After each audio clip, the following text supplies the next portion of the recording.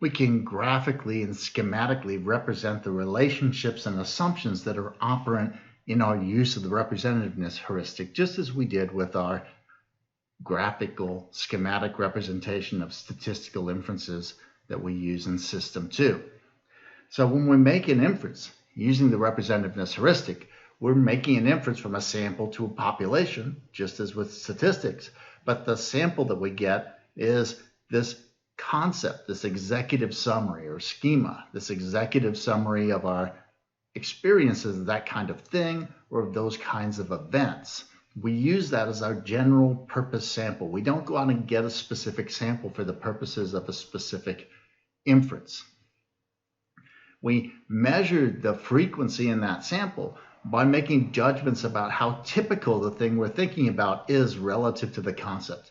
So how typical is this of furniture? How typical is this of cars? How typical of this is of philosophy professors, and so on.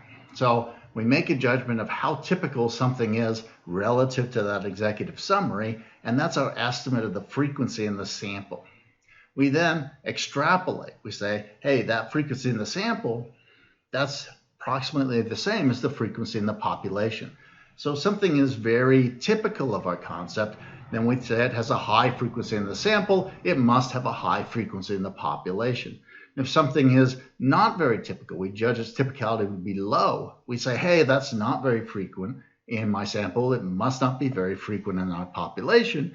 And therefore, we make that inference from our estimate of frequency / typicality in our concept to an estimation in the population. And our representativeness heuristic then has these three inferential bases, these three sort of assumptions that it makes. And the first is that our concepts and schemas are representative samples of the population in general. So they're good samples. And again, for most of human and proto-human existence, when we were in relatively small, relatively homogeneous, relatively stable environments, our experiences were likely to be pretty good samples of our population, so our concepts and schemas were likely to be pretty good samples of the population. Next assumption is that our concepts or schemas, they include adequate and appropriate information regarding the things that we want to make inferences about, the relationships that we want to make inferences about. In other words, the concept isn't just representative, it's representative in ways that are useful for making this particular kind of inference. And then finally, we measure sample frequency by judging how typical that thing is of our concept or schema, assuming that that's approximately the frequency in our experiences and hence the frequency in our population. So when we made that inference about the likelihood of a parrot, a parakeet, or a starling being a pet bird that Wallace owns, we use that representativeness heuristic. So we have our experiences, our executive summaries of our experiences of pet birds, our concepts. And we judge how frequent a parakeet, a parrot, and a starling are as birds based on how typical they are. How typical are they of our concept of birds? So people generally think parrots and parakeets are pretty typical. Since they're fairly typical, they must be fairly frequent in our experience. It must be fairly likely that it could be a bird that Wallace owns. Starlings, not so typical of our notion of a bird.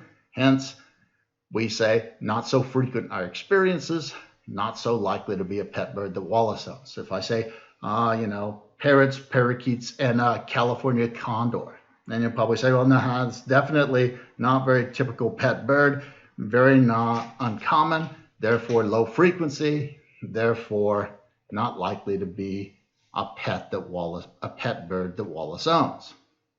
We make that extrapolation. Typicality is approximately the same as frequency in the sample, which is approximately the same as frequency in the population. And again, we're making this assumption of a high degree of representativeness between our pet bird concept and pet birds out there in the world. And we're assuming that that's the information that we need to make an inference about pet birds that Wallace might own. There's nothing special about making that inference with regard to Wallace. All right?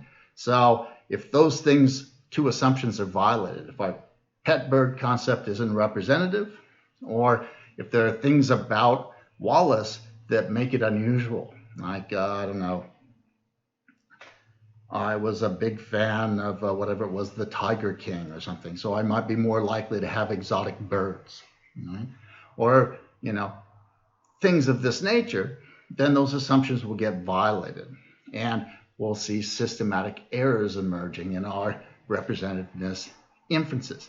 Finally, we measure frequency in our sample by judging typicality, equating it with sample frequency, and equating the sample frequency with the population frequency. And this kind of relationship is how the representativeness heuristic works. So if I asked you, to estimate the probability that I have a pet lizard that's a chameleon or an iguana or a Komodo dragon, the same sort of dynamics would hold there. Chameleons and iguanas, those seem like pretty typical pet lizards.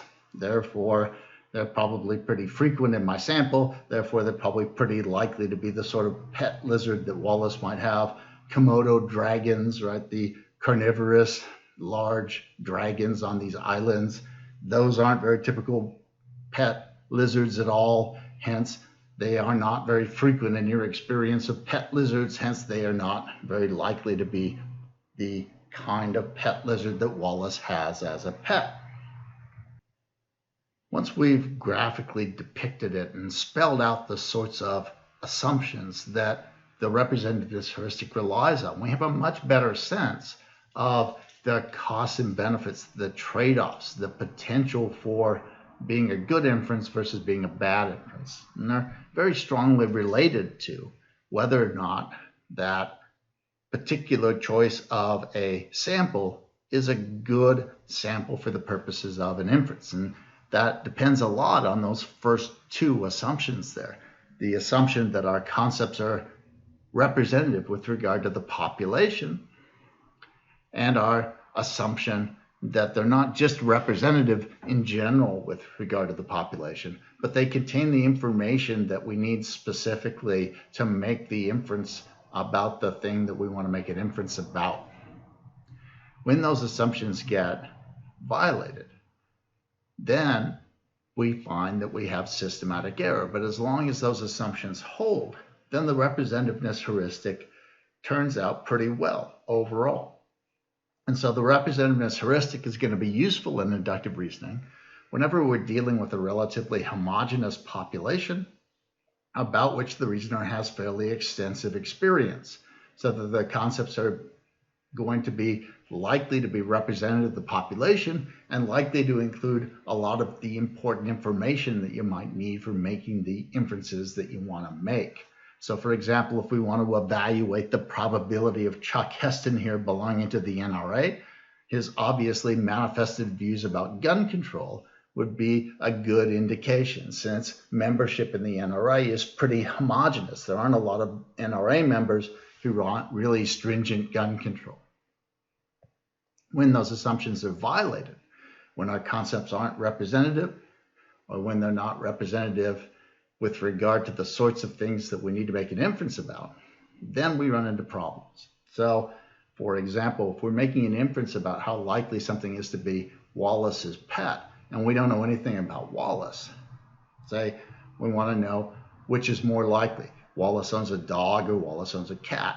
If you don't know much about Wallace, then regardless of whether or not your pet concept is representative of pets, it's not going to provide you with a lot of information that might be relevant. And this is the sort of difficulty that we see in the example in the Kahneman video that we talked about, where we say, oh, look, Susie is smart. She learned how to read when she was very young, hence she must have a high GPA. We make that inference based on our concept of smart people, but there are all sorts of factors that can mitigate or affect that relationship between intelligence and GPA, and we don't know any of those things. So if our concept doesn't have that information, and that information is important, it might lead us to systematic error.